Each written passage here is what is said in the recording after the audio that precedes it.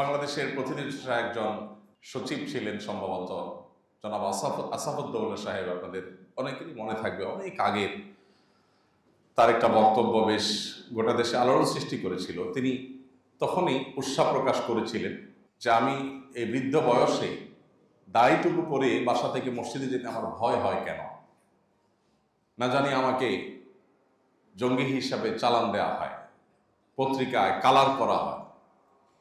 এই যে cultural attack, cultural fascism, এটা পলিটিক্যাল ফ্যাসিজমের চাইতে কোনো ক্রমে কম না।